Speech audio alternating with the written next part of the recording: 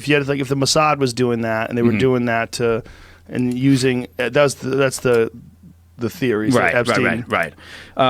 Yeah, it's a good point. I'd say from an intel services perspective, I mean, one thing I will say is the U.S. And people are never going to believe this because I'm saying it. They'll say, "Oh, that's bullshit."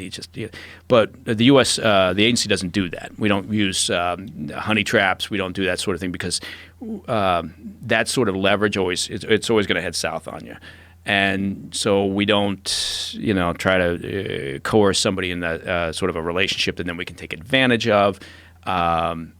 And yet other services do. The Russians being one of them, they do that all the time.